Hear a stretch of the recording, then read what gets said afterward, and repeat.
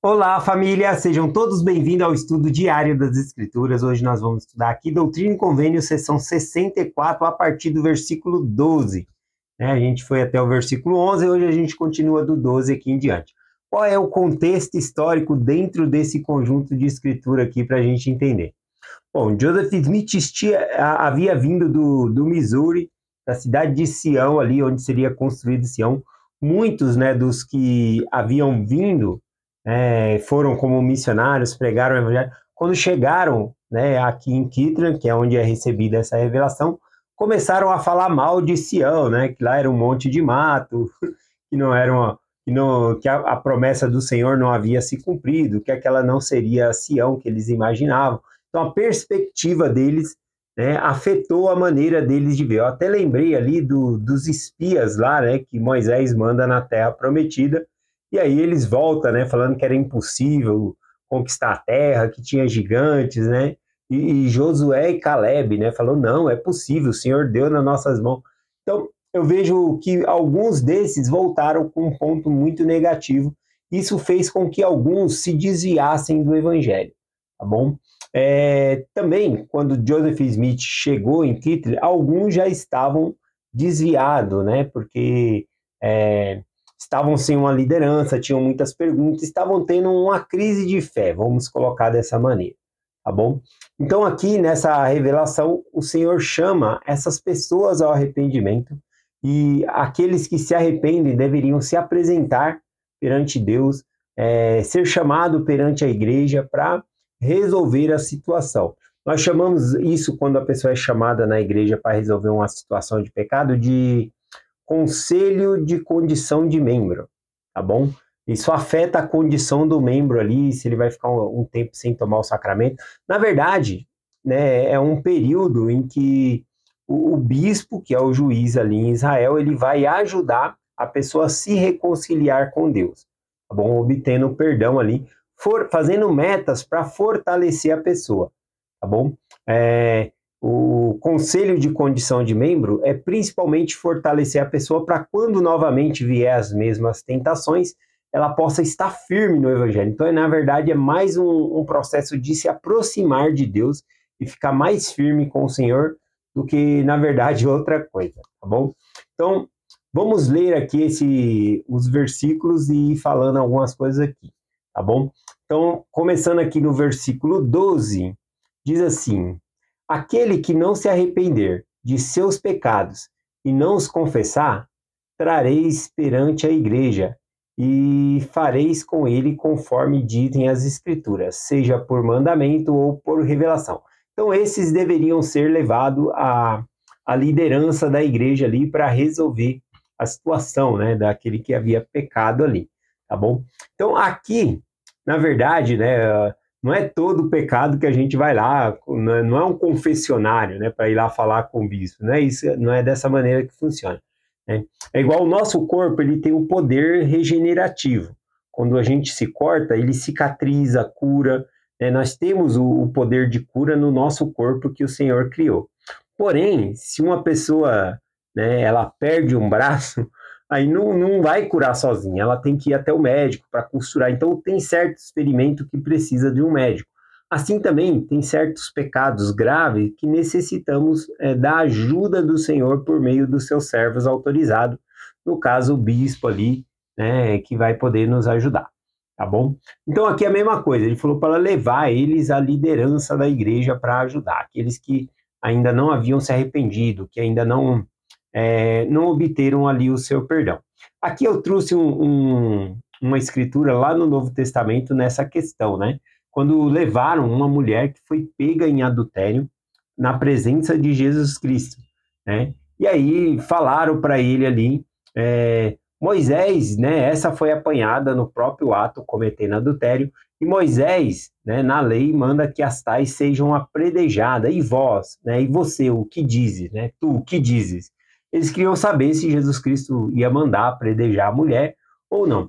Porém, lá no livro de João 8, né? João capítulo 8, é onde é revelada essa escritura, diz aqui, deixa eu ver.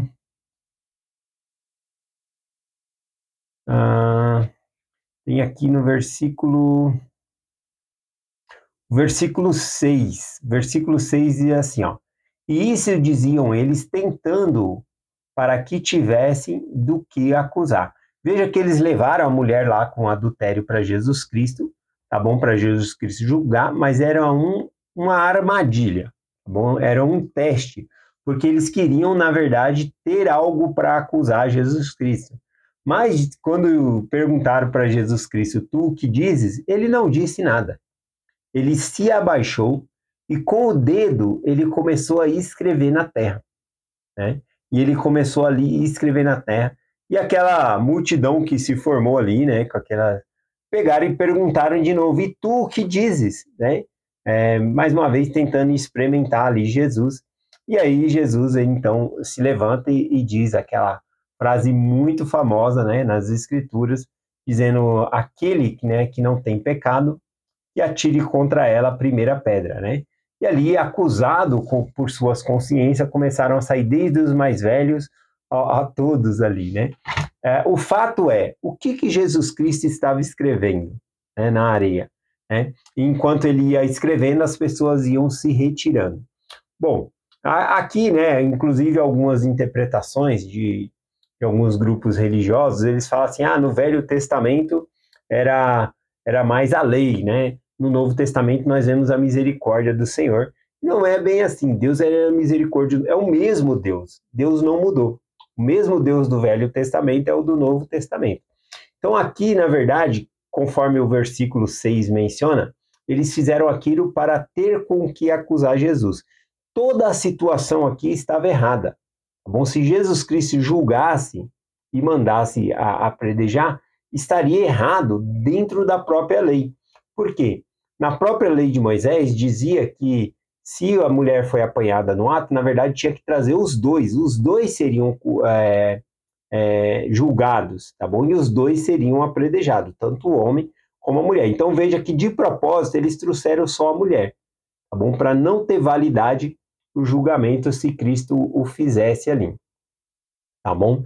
Então tinha essa questão, e aí então eles queriam que Jesus Cristo acusasse para ter como acusar Jesus Cristo depois, mas Jesus Cristo não faz, né? Ao dizer, né? E é provável, inclusive, que Jesus Cristo esteja escrevendo ali na areia, né?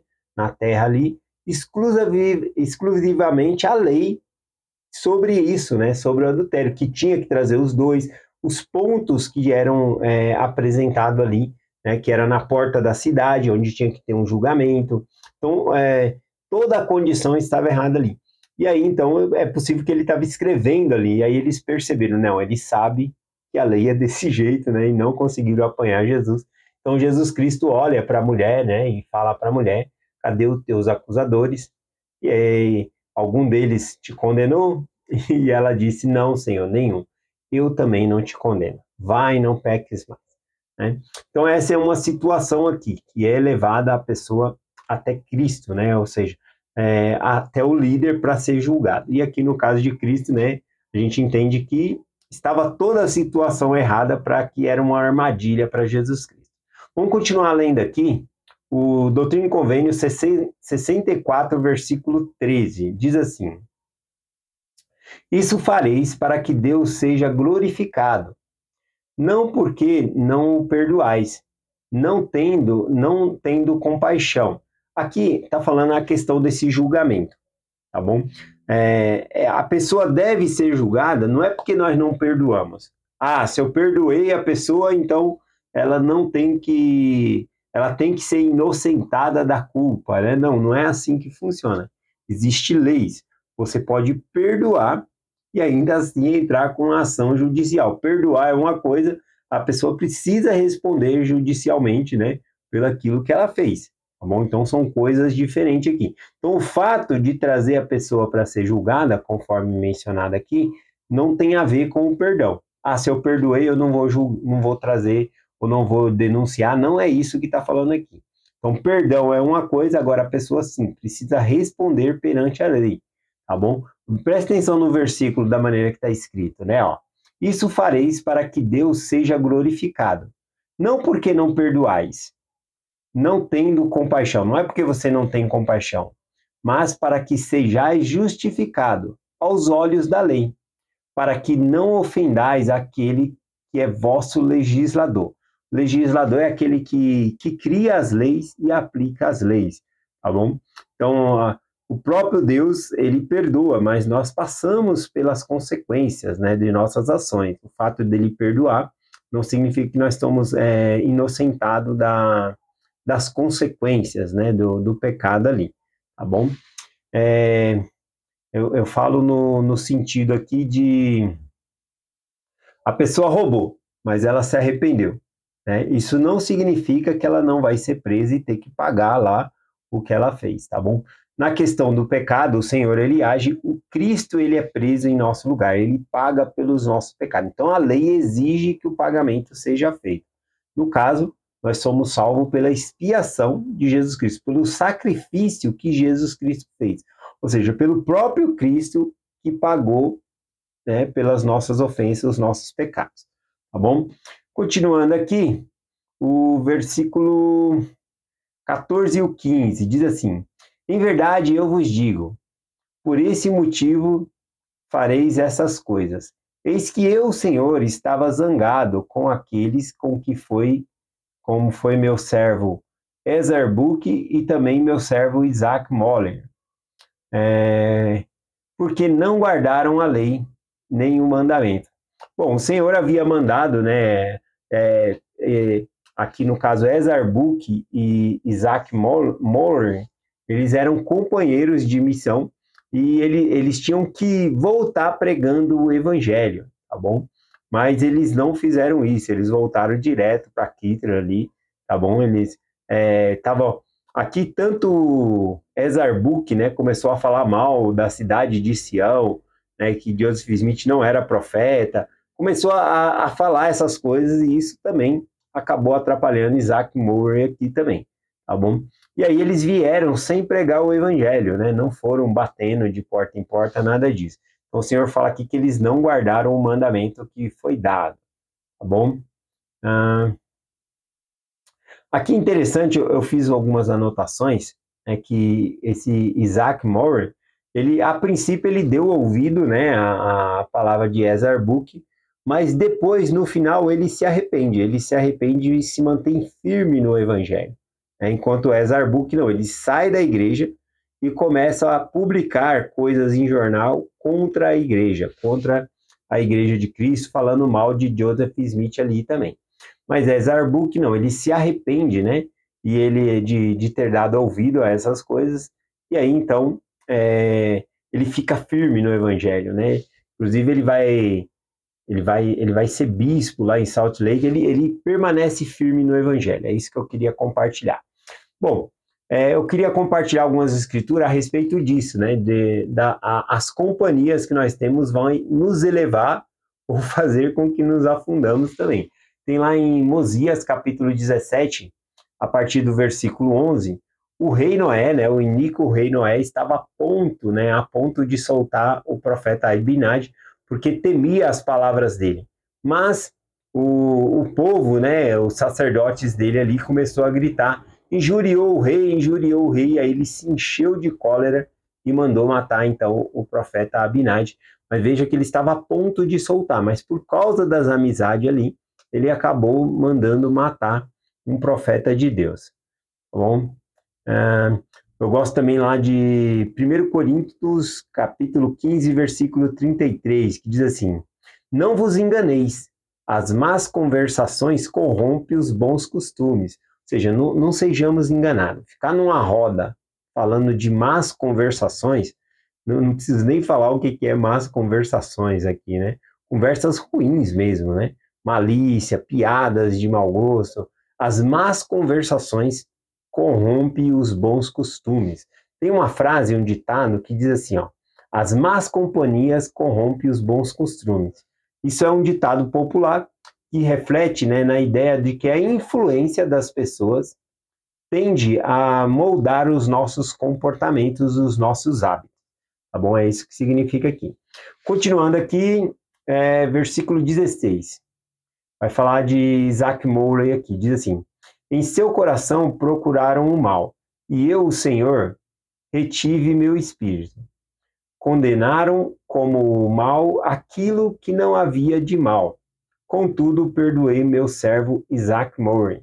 Então, aqui, lembra que o Senhor falou o versículo acima aqui, que tanto Ezar-Buque como Isaac Murray haviam cometido esse pecado, de condenar as coisas que não eram condenáveis, tá bom? A gente viu já nas aulas anteriores aí que Ezar-Buque criticava tanto Joseph Smith qualquer coisa, procurando pretexto. Essa não é a postura de um profeta, tá brincando com as crianças. Então, qualquer coisa ali ele estava procurando pretexto e criticando, tá bom? E aqui, nessa escritura, fala que Isaac Murray foi perdoado, tá bom? Por quê? Porque ele permaneceu no evangelho, ele permaneceu fiel. Teve em dados momentos que ele se envolveu nessa conversa com Ezar-Buque, mas depois ele se arrepende e volta. E Ezar-Buque não, ele se afasta do evangelho e começa a publicar, né, nos jornais cartas, né, contra a igreja ali. Vamos lá, Isaac Murray. Vamos continuar aqui, sessão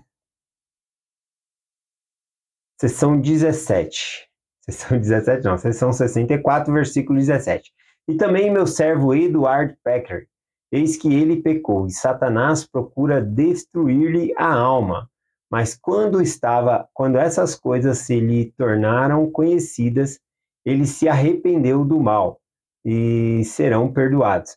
Aqui, né, a questão de Edward Packer, ele era o bispo lá na cidade de Sião, e era para ele construir a cidade de Sião ali, tá bom? Mas diante de poucos recursos que ele tinha para construir aquele grande projeto, né, a planta, né, de coisas magníficas, né, que Joseph Smith deixou, ele se via inadequado, incapaz de fazer tudo isso. E isso gerou nele ali uma certa incredulidade, e é disso que o Senhor está falando, para ele se arrepender da incredulidade e fazer, colocar a mão na massa e fazer, tá bom? Mas Edward Peck também era um excelente servo do Senhor e morreu firme na fé também. O versículo 18 diz assim: e agora em verdade eu digo que me é conveniente que meu servo Sid Gilbert, dentre algumas semanas, retorne aos negócios e suas funções de agente da igreja de Sião. Ele era agente aqui, hoje em dia nós chamaríamos ele de conselheiro do bispo. O bispo não tinha conselheiro, né, e recebeu o Sid Gilbert aqui como se fosse uma espécie de conselheiro para ajudar nas arrecadações e comprar os terrenos para a cidade de Sião, tá bom? Aqui, versículo 19, aquilo que viu e ouviu seja dado a conhecer a meus discípulos, para que não pereçam. Por essa razão disse eu essas coisas. Ou seja, essa revelação ia ser registrada e serviria para ajudar outras pessoas, assim como está nos ajudando hoje, ao lermos e entendermos como nós devemos proceder perante o Senhor. Versículo 20, e também vos digo que, para que meu servo Isaac Murray não seja tentado além do que lhe seja possível suportar, e aconselhe rapidamente. Em vosso prejuízo, ordenei que sua fazenda fosse vendida. Bom, nesse versículo aqui, menciona, né, que a fazenda de Isaac Murray foi vendida, tá bom? Na verdade, foi vendida na ausência dele. E o Senhor aqui está falando, olha, foi vendido para que isso não vire uma tentação para você, né? O dinheiro seria também para ajudar na compra de terras lá na cidade do Missouri, né? Na cidade de Sião, tá bom? E a gente vê que Isaac Murray humildemente aceita, né, a venda da fazenda dele, tá bom? Ele não fica com rancor, nada disso. Ele havia consagrado a fazenda dele já ao Senhor, tá bom? E por essa consagração, por ter entregado o documento, então a igreja tinha ali o direito legal de vender e ela vendeu, tá bom? Mas ele não fica chateado com isso, ele permanece firme no evangelho, tá bom? E ele e sua família vão se mudar então para Sião, lá para o Missouri, né? Para o condado de Jackson aqui.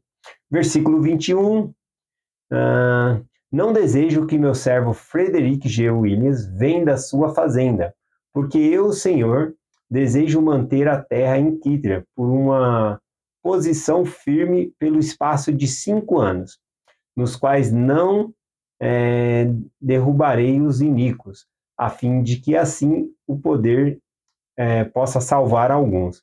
Então, ele fala aqui, veja que interessante, né? A fazenda de Isaac Morley, o Senhor falou, vende, né? E essa fazenda aqui, o Senhor falou, não, mantém essa fazenda aqui. Para uns, a propriedade pode ser uma tentação, desviar o coração de Deus. Para outros, não. Né? Então, interessante aqui o mandamento do Senhor. E mais uma vez aqui o nosso tempo finalizou, né? Eu vou ler o versículo 22, nós encerra. E depois disso, eu, o Senhor, não considerarei culpado qualquer que vá à terra de Sião, com os olhos abertos. Pois eu, o Senhor, exijo o coração dos filhos dos homens. O coração é um símbolo do desejo. O Senhor exige que nós desejamos Ele, tá bom? Ele quer que nós façamos as coisas com o desejo real de buscar Ele. Por isso que fala de buscar a Deus de todo o coração, sempre envolvermos não somente a obediência cega, mas o nosso desejo, o prazer de seguir ao Senhor, tá bom? Então, aqui me fez lembrar daquela escritura lá em 1 Samuel 16:7, porque o Senhor não vê como o homem vê, pois o homem vê o que está diante dos olhos, porém o Senhor olha para o coração. A gente precisa entregar o nosso coração ao Senhor, os nossos desejos, que nosso desejo seja o Senhor, seja estar no Evangelho e fortalecer outras pessoas. É essa mensagem que nós compartilhamos hoje, em nome de Jesus Cristo. Amém. Até amanhã.